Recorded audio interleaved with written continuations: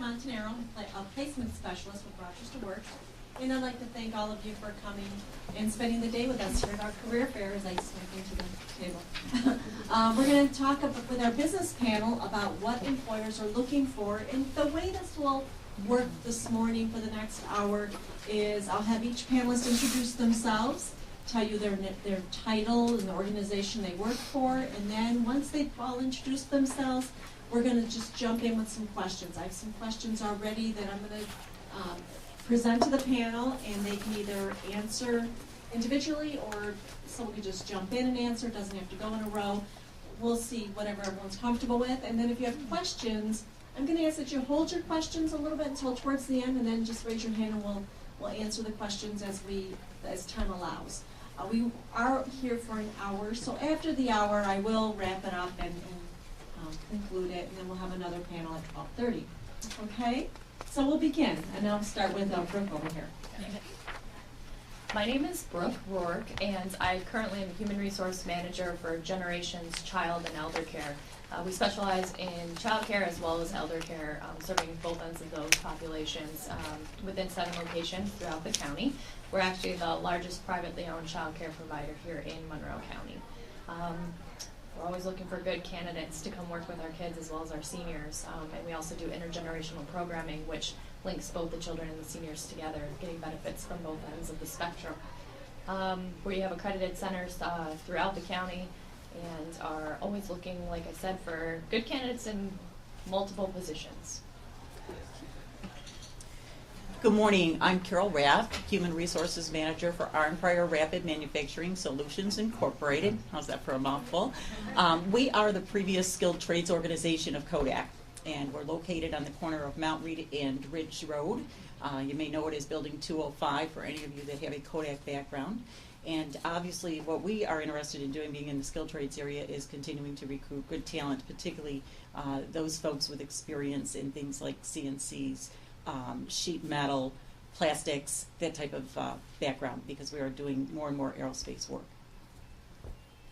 Hi, my name is Connie Felder, and I'm Deputy Director with Rochester Works. If you're all here, you know what Rochester Works does. We are federally funded to help individuals prepare for jobs and careers by hopefully giving you the skills you need to do that, and also providing training dollars. We work with adults, we work with youth, and we also work with businesses with their workforce development needs in terms of recruitment and training. Good morning, I'm Rob Hitchcock, and one of the corporate recruiters for Paychex. The corporate recruiters for Paychex that I'm referring to on my team recruit for Rochester. We have roughly 3,000 employees here locally in 7 buildings. We have our corporate offices located in Rochester, as well as a significant branch presence. We have IT, accounting, and finance, operations service centers, which employs people with general business type skills, as well as a client service center and an insurance agency. And we're always looking for good people as well, and thank you for your time. Hi, I'm Brian Keenan. I run a contract staffing and recruiting firm in town called The Employment Store. We're one of the larger employers in town because we touch a lot of different organizations. We have several hundred clients throughout Western and Central New York, as well as recently have opened operations in Boston and Central New Jersey, covering the New York metro area as well. We are what would be considered somewhat of a general recruiting firm. However, we do have a focus in higher education and education, as well as healthcare, and a newly launched division that's doing heavy work in IT as well. So we are obviously here to answer any questions. So as you can tell, this is a very knowledgeable panel. We're fortunate because we're going to be able to pick their brains a little bit and find out what top things employers are looking for. The first question I'm going to ask you is, what are the top qualities you look for in a potential employee? Who wants to lead that one? Any volunteers? I guess I'll volunteer. We're in the human services arena, so probably what's most important to us is someone with very, very good communication skills, a person who can work as a team, because everything we do takes a team effort. We also look for people that are very detail-oriented. You wouldn't think in human services, when you're talking to people every day, that attending to details and documentation is important, but when you're federally funded, we have specific outcomes we have to meet, and if we can't document those outcomes in our system, then our good work does not exist. So we look for people that are also skilled in the computer, and can balance the working with people to working with the paperwork. So it's really the soft skills we're looking for: flexibility, it's a high emotional IQ, and that's it for me. Actually, I was telling Rosa a few minutes ago before we got started that I recognized somebody that I had met with a few times at a job fair, and although her background had nothing to do with paychecks, I identified her as a great candidate for the soft skills that she was able to engage me with at a job fair. And she had a couple of interviews. We did not hire her, but she fit what we were looking for, and that's really the importance of these types of events, is being able to, for a company like Paychex, meet people, see that they have the type of personality and team working skills that they have been able to do that in other positions. So the soft skills are the type of personality that is customer service related, being able to work on a team, as well as the technical skills, which we're going to be able to know from a resume or for some sort of training program.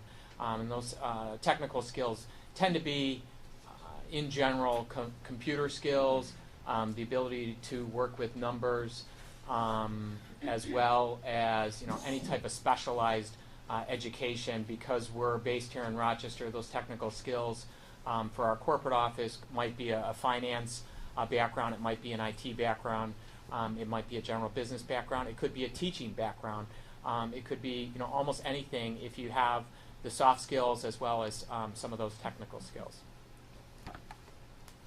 I'm going to make it a hat trick. Soft skills are definitely the primary guider right now. There's a lot of people with very good technical skills. Really what distances folks is how they present themselves in an interview, how engaged they are. One thing that I would say, taking it more from the interviewing side of things, because that's where you get to present yourself up front, we find that folks that have done some research, whether it's on us when they're coming in to see us, or more importantly when we're sending them out to one of our clients, that they have spent the time to Google the company, get some information about new product lines that are coming out, or new service offerings, press releases, etc. For example, if you were going in for an interview with Paychex, there's piles and piles and piles of internet information about new and great things happening. The folks that show that sort of engagement in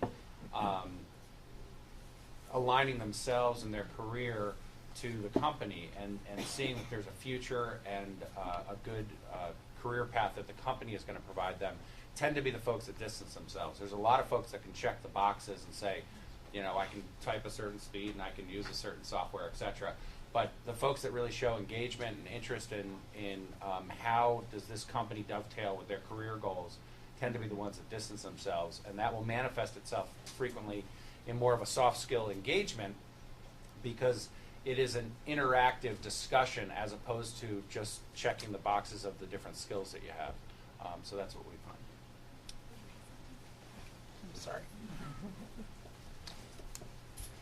As you look at this table, what you'll see is a group of people that are in the recruiting and HR and business level positions. We're a little more fortunate than some of you, because obviously we have employment right now. At the same time, you have a difficulty, and that is that when you are applying for a job, you're competing with a tremendous amount of people. We have a difficulty because we get the resumes of those tremendous amounts of people.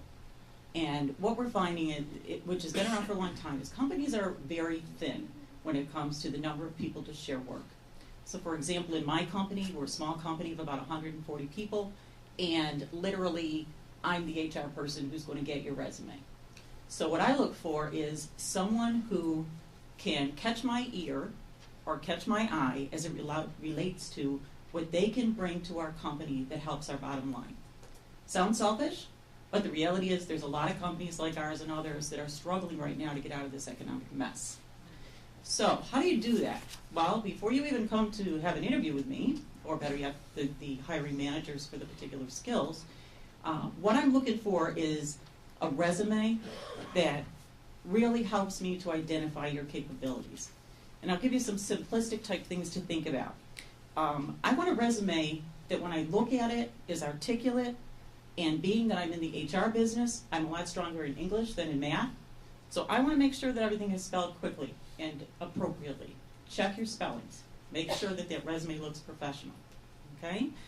I also want to make sure that if you give me an internet address to reach you, because it's becoming an easy way to communicate with people, that you're really clear on your resume about your internet address. If I see Carol with a capital C dot Rath with a capital R, am I going to be able to type that in and literally get to you? Or is it going to bounce on me because it really should have been a small c and a small r? So communication is very important to keep moving us back and forth. Phone numbers. A lot of folks rely on cell phones. A lot of folks rely on their home recorders. Nothing's more frustrating to me when I'm trying to reach someone, and I'm the type of person, you can tell from my talking, that is probably going to leave you some voicemail that's going to give you an indication of who I am and why I'm calling you. And when I call a voicemail, or I get a voicemail from that phone call, and it doesn't identify whether I got the right house or I got the right person, it takes more time for me, because the best I can do is say, hey, I'm Carol Rath from Arn Prior. John Smith, would you mind giving me a call back? Now I have to wait for you to call me back, and we need to go through what I wanted to go through in the first place. So please, make sure that your phone numbers are accurate and that you're identifying yourself. In our company, we need people that are willing to be flexible. I grew up in a corporate world of Kodak. Used to be that in certain trades or certain positions, you got to do your job. I need somebody that's going to be willing to not only do their own job, but take on other tasks as well, because multitasking has become a way of life, irrelevant what position you're looking for. And I need somebody that is going to match what I'm looking for. If I put in a posting that I need 5 years of experience as a sheet metal worker with these type of trades or these type of machinery backgrounds, and I get a resume that is so far-fetched from that, then it's just going to go to the side and I'll be more flustered, even though I don't know who you are, because you've just taken my time to look at something when you knew darn well you didn't have the skills. Unfortunately, a lot of people still have a blatant resume, and it's not that difficult to fine-tune it. What you need to do is look at the job that's posted, ask yourself, not from just the title, but the content, is the type of expectations that this company is looking for, things that I have, and then fine-tune your resume. So by the time I get it, it doesn't take me more than a minute or two to glance through and to be able to pull those key capabilities out. Those are the types of things that help to get you surfaced over the many, many other folks that apply. Those are my advices for today on that one. Okay, well, I'm going to piggyback on what Carol and also Brian at the end has said. Things that we're looking at in terms of actual applications or resumes, Carol's absolutely right. Making sure that the information is correct and accurate. And we know that you're applying for multiple positions. Make sure that if you do a cover letter that it doesn't say, if you're applying to our place, for example, for a child care teacher, it doesn't say I'm looking to be, the office manager for your organization, because it just doesn't match up. So make sure you're fine-tuning it in terms of paying attention to that. To piggyback off what Brian said, if you actually get an interview and you get your foot in the door and you're in the interview, make sure you've done some research. That's one of the things that I ask is, what do you know about Generations and why do you think you'd want to work here? And then my follow-up question to that is, have you checked out our website? And if you think you're going to lie or say something that maybe you checked it out along with 5 other ones and you think you can remember it, my questions will go deeper. So be honest, of course, in the interview, and don't try to think that you're going to say something and be able to work your way through it, because a lot of times it just doesn't happen and it doesn't make you look good in the end. The third thing I should say is references. In my world, I have to check references. It's a requirement of the state. And be clear that your references know that we're trying to get a hold of them. Pick references that would say good things about you, because you'd be surprised. Make sure that you have professional ones first and foremost, and then go to your neighbor or your friends, because professional ones can definitely say something about your work ethic or your personality in terms of that.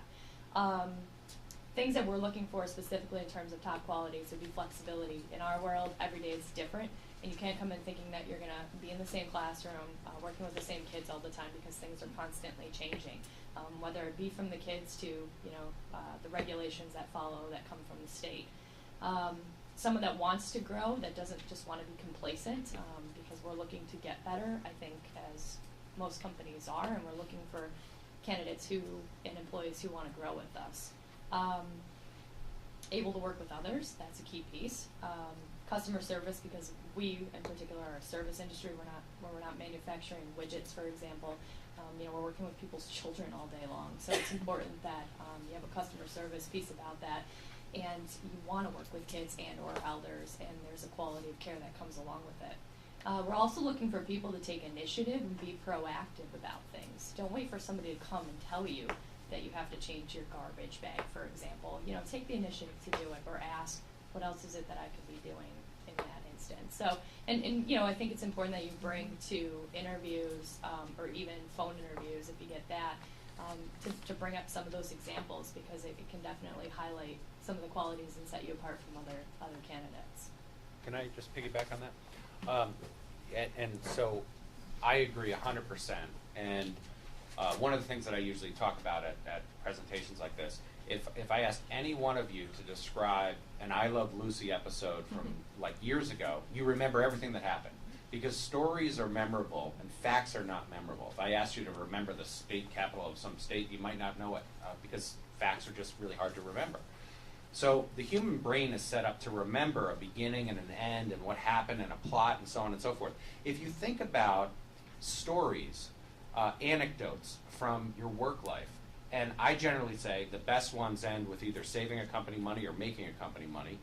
It's not always applicable, but if you can tie those two key themes into stories that you're going to prepare for your interview, be prepared and say, if this comes up, I'm going to talk about how I did this.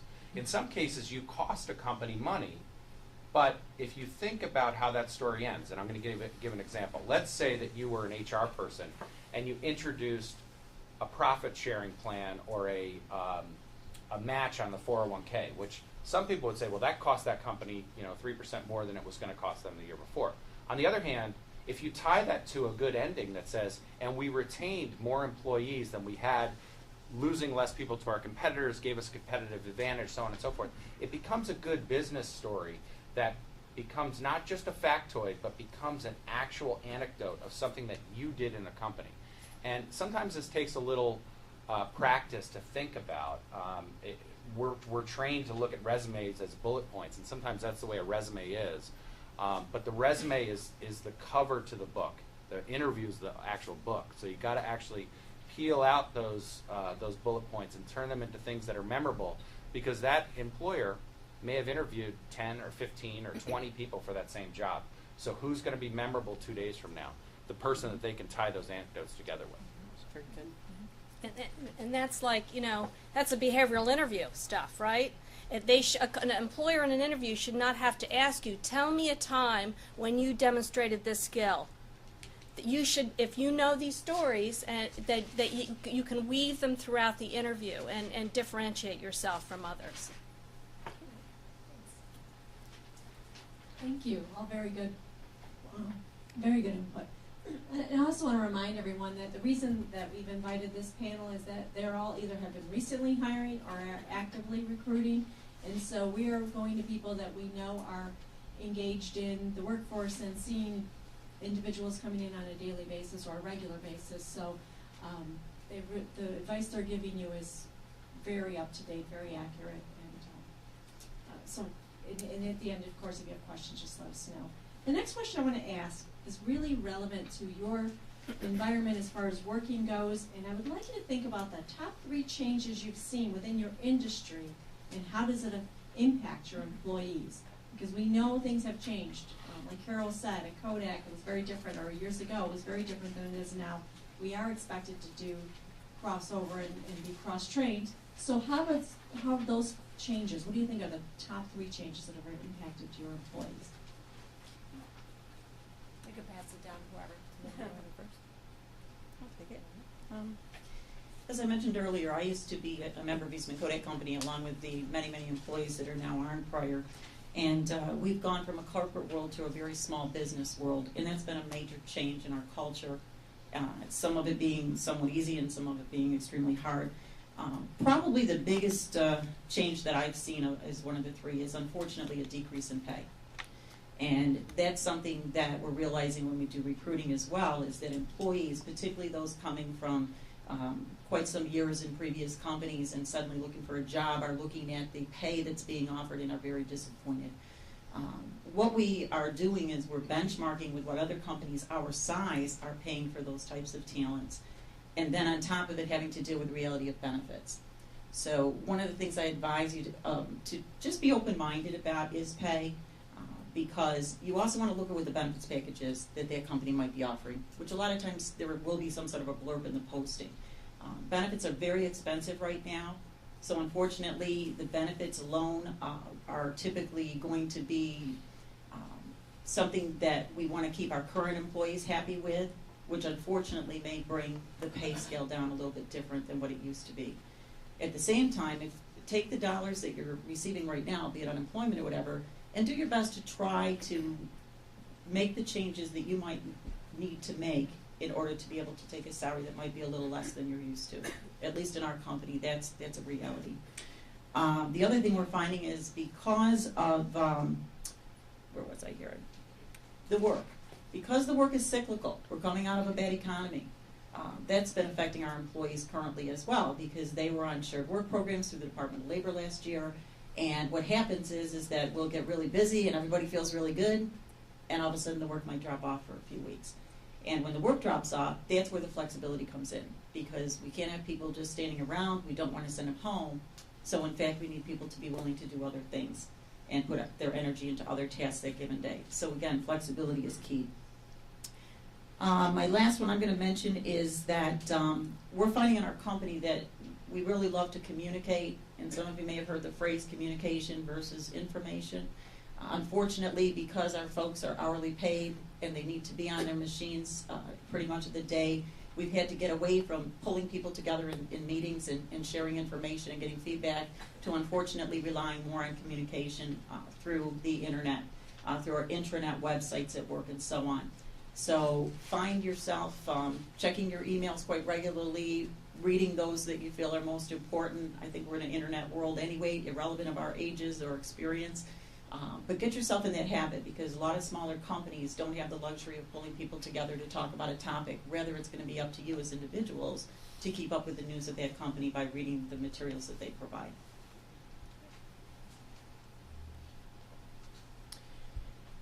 Some of the changes that we've experienced recently in our industry, but also internally at Paychex that I'd like to talk about. One kind of pigtails off of what Carol was mentioning as far as cyclical work. We recently implemented a strategy to hire people on a temporary basis as Paychex employees. I think other organizations have also, tried doing this. We're not the first, but what that is an opportunity for people to work at Paychex during our busy periods and maybe get noticed, as well as to build that resume. So it serves multiple purposes for candidates who are job seekers who want to be candidates for full-time jobs at Paychex, as well as, again, building the resume or skill set to take to another employer, and it certainly would look good on a resume. But how that's affected us as an organization is it is a feeder program to the recruiters for full-time positions, and it's a way for us to try out employees, as well as for the employees to try out Paychex. So I bring that up because it is something that we've only been doing for a short period, for about a year now. And we are a cyclical organization because of the type of business that we're in. For instance, we go through year-end with our clients. There's a lot of regulations that Paychex is involved with because of the products that we provide to small businesses. So we're tied to tax payment services, we're tied to employee benefits, we're obviously in the payroll business. So there's a lot of times of the year where we need to get out reports, or our just call volume coming into the offices here in Rochester spikes up. And so we need people that can come in and be flexible as well. So a second change that has happened recently is that we have new executive leadership. Marty Musi is our new CEO, and Marty was promoted into that position from Paychex. Carol talked a little bit about communication. So for us, we are certainly listening very closely to what his strategies are for the future and his vision for Paychex. And we have some pretty aggressive goals. We certainly anticipate to continue to grow. We do recognize that the economy has been affecting our clients as well as all businesses, employment, but we are seeing employment pick up. We're one of the companies that are an indicator to hiring, and we are seeing our clients add more people to their payroll, so the economy is improving. So we anticipate that our revenues are going to go up. But the nice thing is, Marty is doing town hall meetings so that employees like myself, who are sort of the front line to the public, know what he's thinking. And we recently acquired. So the third thing is that if we need to, we will go out and acquire businesses that we don't currently have, and we'll get into businesses that make sense with our product mix. So there's going to be a lot of opportunities, I believe, for Paychex to continue to grow, as well as nationally. So we certainly have a vision, and not that that's changed, but with the economy improving, I foresee that there's going to be some great opportunity for our organization, for our employees, and for the community of Rochester. As far as the biggest things that have changed, I've been in this business for about 10 years now. Most of that time has been in Rochester, and the first few years, so we're talking about not that long a period of time. So we're within about 6 or 7, 8 years ago, all of our advertising was done in the newspaper. Every day of the week, every Sunday, we took out large ads in the newspaper, and that's where we posted our jobs. We would wait for folks to open the newspaper, look for jobs, and then we would go through the process of talking to those people when they called in. Not too long after that, we started to use the internet. So we're talking within the last 5 years, we started to post all of our jobs on places like CareerBuilder and Monster, etc. Quantifiable change. We were able to get direct response. We knew which ad worked and which ad didn't work. In the last 2 years, while we still post ads on the internet every day, we've found that that is one of our least successful ways to find people. You need to know this. We go in through the back door of Monster, CareerBuilder, and all of these places where you have uploaded your information, and we can search almost with an inverse process. So we say, the job needs this, this, this, and this. Show me all the people that have this, this, this, and this within a certain tolerance of a zip code. So if you're one of those folks that is resistant to posting your information on the internet, or you have you check that little box that says, don't save my information, I just want to apply to this one job, you're only seeing about 5 to 10% of the opportunities here locally. The power hiring agencies, whether they're agencies or private companies, are using job boards almost like fish finders. I hate to say that, but rather than putting a lure in the water and hoping that a fish comes by and bites on that lure, we say, show me where the fish are, and exactly this type, this size, with this education, so on and so forth, right now. So understanding that there's been a quantifiable change in the way people hire is important. If you're on the other side of that equation and you want to know how to get a job, you have to understand the rules of the game. I will tell you now, so we went from 10 years ago, the first 4 or 5 years we were using the newspaper. Then there was a long period of time, 4 or 5 years, that we were publishing things on the internet.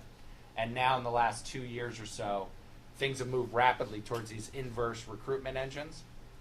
In the last 6 months, the game has changed dramatically and very, very, very quickly. Yesterday, I had recruiters working on LinkedIn. I had recruiters working on Facebook. I had recruiters working on Twitter. We are using every form of communication simultaneously. Now, you could spend your entire day as a job seeker trying to figure out all this technology, and that's not the point. The point is introducing 1 or 2 of these new technologies, and the one that I'm going to suggest most heavily if you're not using it right now is LinkedIn. Introducing 1 or 2 of these new technologies will literally have 100, 200, 300, 400% increase on the opportunities that you're going to see. So you have to, 1, post yourself on the internet. 2, look at all those job ads every day. Those are still important. I don't want to discount those. And 3, utilize some of the social media, whether it be Facebook or whether it be LinkedIn. The other thing is, that I will say is, in my father's generation, if someone was out of work, it was the kind of thing that you kept quiet. In today's world, tell everyone. Tell everyone on the internet, tell everyone in your neighborhood. It is a LinkedIn, and I use their product name because I think it's the best out there, but it is a LinkedIn community now. You want people to know that you're looking for work, and you want people to know what your skill set is. 10 years ago, it was, I don't want people to know I'm in between jobs and so on. Tell everyone, and tell them every way you can. Can I throw out a question you just made me think of, or do you want to respond to? Can you hear me if I just talk? Okay. Speaking of LinkedIn, which I think is really important, by the way, definitely technology is being utilized by recruiters and organizations, so you do want to get on LinkedIn and start there, because that is where companies are located. The thing I was thinking, though, as you were talking, and I met with someone from Brian's staff last week, our staff and his staff, we work together a lot, so he knows a lot about what job seekers are looking for, what employers are looking for.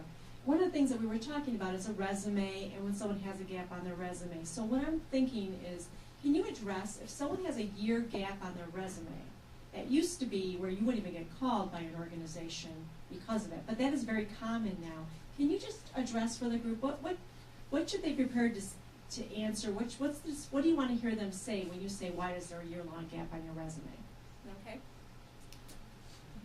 I would say that when I see year-long gaps and I ask about them, you want to be prepared to have been doing something for the year, even if it was I did X online course or I learned X new skill, whatever the case might be. You don't want your answer to be, well, I sat on unemployment for a year and now it's ending, so I'm kind of back in the market. But you laugh, however. People say that's that. very true. It's very true. So I guess and I think that some people say, well, I've taken the time to take care of my family or whatever, but there should still be something that you've grown either personally or professionally or developed over that year span of time. And the one thing I just want to say about Brian's suggestion about LinkedIn and Facebook and et cetera, all of those are really great social media outlets, but I need to caution you to be very careful that you're smart about what you're posting or putting out there, because not only can we see it from a professional piece, we will also see the personal side as well. So be cautious of that and kind of who you're connected to through all of those things, because those can reflect negatively as well. So I'm probably not as picky about the fact that I see gaps. I think my practical side says it's very common right now to have people out of work, so it's not as unusual as maybe the past. At the same time, I think 2 things come to mind. One is that I don't spend a lot of time personally with cover letters, but if you're going to write a cover letter and you have a gap, that's a perfect time to write a cover letter and explain the gap. I want honesty. I want you to be able to feel safe to tell me that, hey, I've been working in this company for umpteen years and I just got laid off, and I'm obviously very interested in getting back into the marketplace. If your resume has the type of skill and experience that I'm looking for, we can talk about that gap at a later time. So honesty, I think, is the number one that I'll look for in that process. I think, you know, gaps, we just interviewed someone for our staff, and there was a 2-year gap in this person's work history. And I didn't need to ask this interviewee what happened during that period of time. She readily volunteered information and was very transparent about her personal situation, which I really respected her for being that real. What concerns me more is when a person jumps around from job to job, and I'm talking a couple months here, a couple months there. That is a bigger concern for us. I'll touch on that as well. I think along the lines of what Carol was referring to, I think recruiters have become a little bit more realistic to understand that a gap in employment is not a negative these days. So I don't think that it's going to affect you as it might have in the past. We recognize this because we have individuals in our own family and friends and so forth who we watch go through these job searches, and we know it's competitive. But along those lines, very similarly, I'm going to ask the question, and the honesty, being able to articulate that you have been looking for a position, what it is that you're looking for, and how open you are to doing something else. Because really what I'm driving at is, initially I think when people first find out that they're going to be unemployed, they begin their search and maybe they focus on one thing. But the longer that that time goes on, I would anticipate, or I would almost expect, that maybe those opportunities, that if they're not there within a period of time, that the candidate would be open to other things. And that's where I may be able to help the candidate. So it's sort of a two-way street, educating the individual on, well, here's what I do have available, and here's why I think this position might make sense to you as a candidate. And the reason is because we have a business need, to hire for this position. So I may be directing the candidate into something that they didn't even think of. Not as easily done if you're currently employed. You're not going to have that openness and willingness. But sometimes people do take a position outside of their field in order to get into an organization that could lead to other things. So for me, I use it as a tool to help the candidate find something that maybe they wouldn't have thought of otherwise. So that's my thought on that. Last point on this. There are probably 10 or 15 different acceptable formats for resumes. Lots of information on the internet about what are kind of current trends. In the old days, and I don't mean that many years ago, there was sort of a really accepted format of where your name should be, where your education should be, what the chronological order should be. There have been a number of flavors of resumes that have come out that are more skill-driven at the top. It gives a lot more information about what you can do, and then it puts information about the chronological order of your jobs later in the resume. Looking at some of these different strategies will give you potentially a different look, because again, the employer is going to get a lot of information up front. Personally, I like the old-fashioned chronological resume. It's easiest for me to read, but I get an awful lot of skills-based resumes, and people do get jobs with those. So what I'm also a proponent of, and people don't always think about this, is when you're posting yourself on CareerBuilder or Monster or one of these types of things, your username is typically based on an email address. Email addresses are free, and they give them away like candy. So you can set up multiple personas of yourself. So you don't want to lie, you don't want to create a fictitious name, but you can have multiple accounts, one that's more skill-based, one that's more chronologically based, same contact information, putting yourself out there, applying even in some cases for the same job, once as your chronological person and once as your skills-based person, will give you two looks at the same position. I can tell you from the employer side, when we place an ad online, we get hundreds of applications. I frequently would not realize that Mary Smith applied to me twice. I would look at Mary Smith, and then I would look at, later on in the list, I'd look at Mary Smith, and depending on which one happened to tickle my fancy that day, might be the one that gets the actual interview. So having a couple of different versions of yourself online and applying with a couple of different versions. In some cases, even snail mailing a couple different versions is probably not a bad idea. It's just getting a couple looks at the same position. Good advice. I'm going to switch gears now. Did you want to say anything? No. Okay.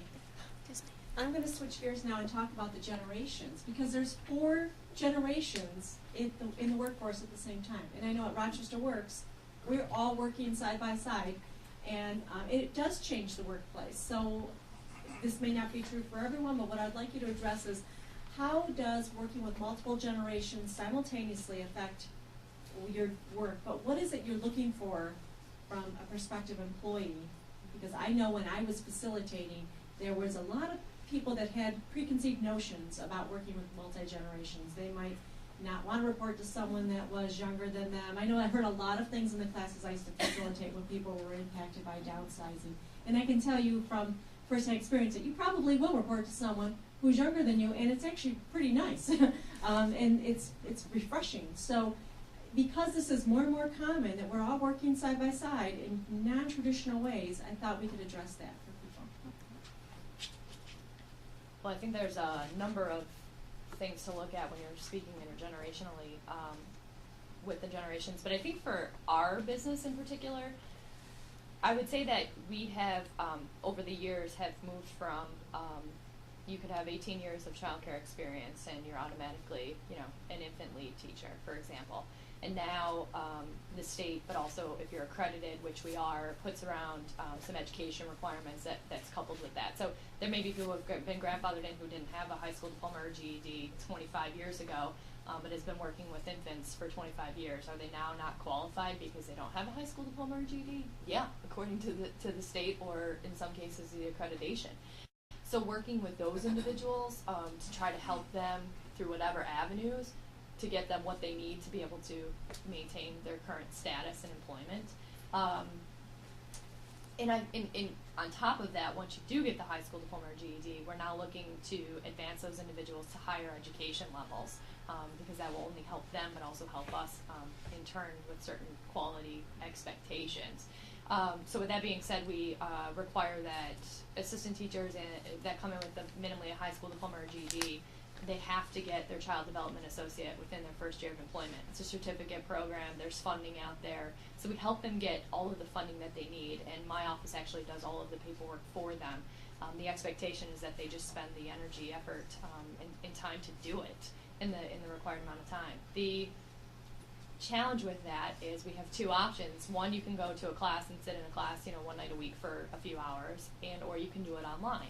Well, now I've got a generation who maybe didn't have a high school diploma or GED, just got that, and now I'm trying to throw at them, well, you can take this internet course, and they're looking at me like I have 4 heads. So now I have to kind of take a step back and what can I do to help facilitate them? And frankly, I'll be honest, even some individuals who are coming out of high school now don't have the computer skills that maybe you'd like. They may not have their own email address. It's a little rare, but or they don't type as fast or whatever. So ultimately I jump right in and say, what is it that I can do to support you to get this done? And if that means I'm typing it for what they've done, maybe they've wrote it out in an essay format and I'm typing it and submitting it, it's a piece that helps them. In terms of the other side of having managers that are younger than you, unfortunately I'm the younger one that oversees another generation, so I can't really speak on behalf of that. And I don't know, so I'd want to invite people in to talk about me, but Just even your experience with it. yeah, I've sat on, before I worked for Generations, I worked for a Fortune 500 company, and I was the youngest of the management team of 6 by 15 years. And that was interesting, but it was also really great because it was a good experience to get the skills and thoughts of those people, and I learned a lot of the soft skills of professionalism and et cetera that really started out my career. And on the flip side now, being that manager and trying to help coach and mentor, my outlook on it is not, I don't see the age differences. I see that we're all working together and that there's definitely something that you bring to the table and something that I bring to the table, and we, by the both perspectives or personalities, really can hopefully make it better in some form or fashion working together. And I think that my generation brings that sense of, and maybe it's just me, I don't view it as a subordinate, kind of a relationship. It's we're working together to really make this better, and everybody has something different to bring to the table, and you got to play off of that. You know, the Covey, getting the right people in the right seats on your bus, kind of a thing. So. Let's see, where do I want to start? When it comes to the different styles, I think one of the first things that I certainly find helpful is to understand the culture of a company that I may take an interest in. And that's not always that easy, because if you look on the advertisement or you go out to the website, you'll see a lot of sameness. So if you know someone who works in that particular company, that's a great opportunity for you to not only understand what it is that they do for a living and what type of talent they're looking for, but it gives you that private opportunity to talk about what it's really like to work there in terms of the culture, the flexibility, the multitasking requirements, and that type of thing. And I'll just quickly buzz down the different types that are in the question that was proposed. First of all, if you're a traditionalist, in my opinion, you need to find a company that's going to fit that culture. Because to me, a traditionalist is a person that may have more difficulty dealing with change. It also may be a person who has some interpersonal sensitivities or commitments that no matter what, they're not willing to flex on. An example comes to mind that I had a gentleman who applied to our company, and he's very good at what he does. At the same time, he has a religious belief where a requirement of him working for us was going to be that he needed to leave every day at a certain time to go to a certain place to do his religious thing and then come back. In a company that's so-called lean and mean, where the average employee is only getting 30 minutes of a lunch break, that can be a tough stretch. At the same time, there is going to be a company out there that could look at that person's talent, because they're not about to change that willingness to change their culture or to not participate in the things they participate in. And that individual's got to find that company. So again, take a look at the culture and try to do your best, especially you conservatives, to deal with the fact that things have changed and be flexible and willing to try to work with it a little bit. When it comes to the baby boomers, for which I'm one, the first thing I want to tell you is you're not too old. I think companies have certainly recognized, because we're humans too, that people are working much later into life. And the thing I'm really thrilled about, which some of the more Generation Ys may not appreciate, like my own two sons, is that right now a lot of companies, unfortunately, cannot afford to hire people that don't have experience. So when it comes to your experience, that's very valuable. You need to make sure, again, as we've talked about resumes and so on, that you're making really clear statements in your resume about what experience you bring to the table. In addition to that, you're going to find a variety of different job postings depending on your career require college degrees. If you're in the baby boomers like me, you probably, for those of you who have children, may be paying for tuition right now. And God forbid you've grown up at a company like Kodak or Xerox or others where you've moved through the company just naturally without that college degree. It was real typical at a certain point to come out of high school and join a corporation here in the Rochester area. So now you got to ask yourself, oh boy, if my particular career is requesting a degree, what do I do now? And there's really two paths. One is that obviously if education is important to you and you have the desire and you have the financial support to get yourself back to school and to get that degree, I certainly encourage it, because I'm a true believer in education when it comes to formal education. If you don't have the degree, but you have lots of experience to offer, make sure that you put that experience up front in your resume. You may not even put the college or high school that you graduated from, if it was back in 1974, on your resume. Rather, let them ask about it later, but at least get yourself in the door by the experience that you describe in the resume itself. So there is hope in terms of the old myths of I'm too old and all the young folks are going to get the job. When it comes to the Generation X's, I call you the 30-somethings. Bottom line is you're probably right in the midst of the time of your life where you have a lot of family commitments. Maybe kids are in different activities that are going to require you to leave at 5 because the game's at 6, and you need to get home and get changed and get the kids fed and so on. Again, you're going to need to negotiate. You're going to need to be willing to come into a job and work the hours that you're required to work, but also have that open conversation with your supervisor or HR early on about what are some of the commitments that are important to you, and ask if there's a negotiation opportunity there for you to find that happy medium so that they get the value of your skills. At the same time, you get to still participate in certain family activities. And unfortunately, you may have to give a little bit and not always be at every single game. we're down to like Oh, 7 minutes, I think. Okay. And lastly, I just want to point out the Generation Yers. I'm going to go because I've talked a lot about folks that have been in the workplace a while. The Generation Yers, please don't think that I'm saying the right things for you.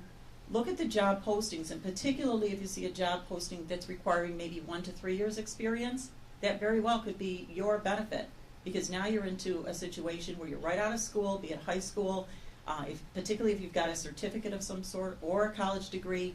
Those are the jobs that definitely you have probably a better shot at in certain instances than others. And be creative. Take advantage of resources. A great resource, for example, is a agency, because the agency not only is willing to review your resume, but they'll also be one to help you to determine what type of careers based on your education and maybe minimal experience might be right for you as well.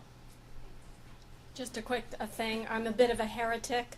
I don't believe that age is a good predictor of behavior. I think probably personality impacts the way in which you respond to situations more than your age. So, you know, I think it's really important to look at everybody as individuals. Everybody's got different things that motivate them, and so that's, you know, I think diversity is fun. We have a great diverse team. It makes us a better organization, but, you know, how important age is not, I think. One thing, there's not too many Generation Yers in here. I'm Generation X, but we are right on the edge of where we will be willing to put a noun, a verb, and maybe an adjective all in a sentence together. It's okay to do that. Email is not text, and especially when it's going to a client or to a job prospect. So make sure that you're writing your email like it's an actual letter with a noun, a verb, adjective, punctuation, capitals, no emoticons, all that stuff. So that's my thought. I find this to be an interesting topic, but I also don't really feel as though I'm experiencing a huge difference between the generations myself. I do work on a cross-generational team. We do work with interns, so there's folks coming into our office with very little to none office experience, to people who've been, you know, with the organization for 20 or 30 years. So I think a lot of it is about attitude and willingness and teamwork and along those lines. That's great. Thank you. One thing I've noticed is when you are a boomer and you report to a Gen Xer, the great thing about it is they value balance. So when you have an event for one of your children, they're all for it. Oh, good. I'm glad you're making time for your family, and they don't necessarily frown upon it. Where I was growing up, people frowned upon even wanting to have balance in your life.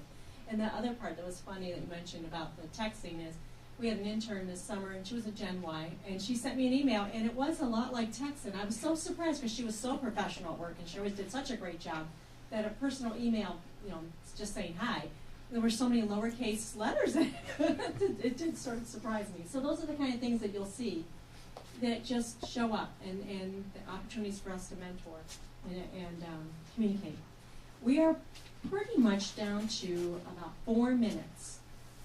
Do you want to open it up for questions? Does anyone have a question? Great. Can I run the microphone back?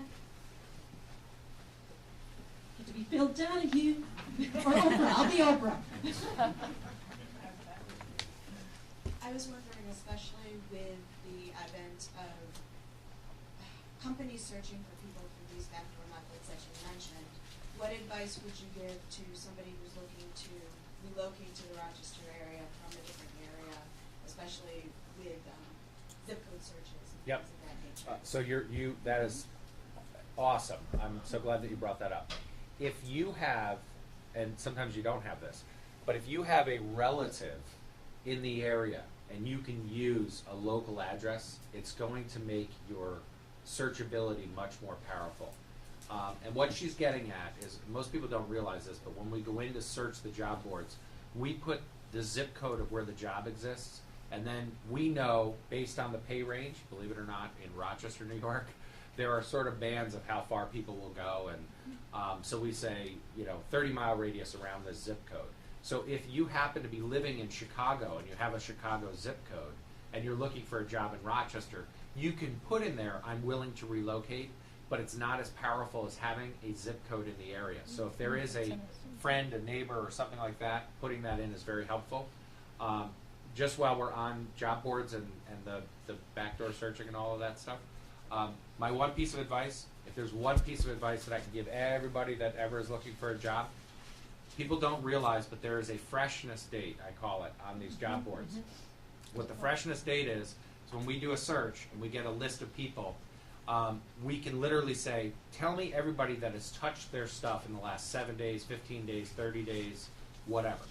Touching your stuff doesn't mean going in and looking at jobs. Touching your stuff actually means making an adjustment to your information. My advice to you is, week 1, put your middle initial in. Week 2, take your middle initial out. Week 3, put your middle initial back in. If you continue to do that, you are always in the top 7-day searches. So if you have more general skills and someone's going to do a search for you and they're going to come up with potentially hundreds of candidates, you want to make sure that if they're going to limit that by a freshness date, and this is literally like one of the first choices that comes up when you're searching these boards, just put that middle initial in, take it out, put the middle initial in. Believe me, there are thousands of job seekers that are looking for jobs in Rochester. There's less than 100 in the room, and you're the only ones that know that secret, so you're always going to be in the top 7. That's great advice. Do you want me to grab another question? Anyone? And then we can.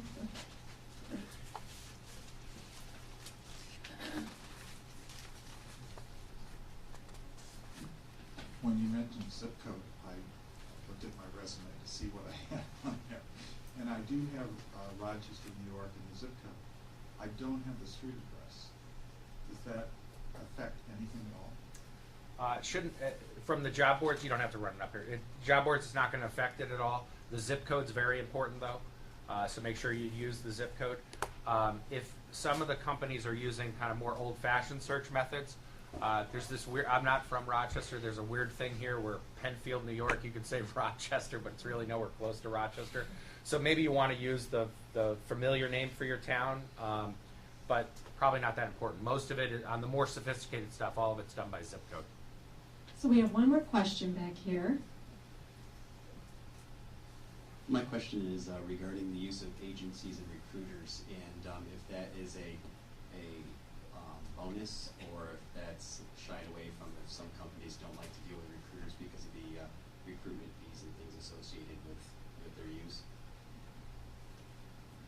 We talked about it earlier. You should bring that up. No, I think that's a very good question. Actually, being a recruiter, I've worked in both the placement agency world as a recruiter that recruited for many companies, and I've worked in corporate recruiting. And I think as a candidate, you're probably, and this is my opinion, you're doing yourself a disservice.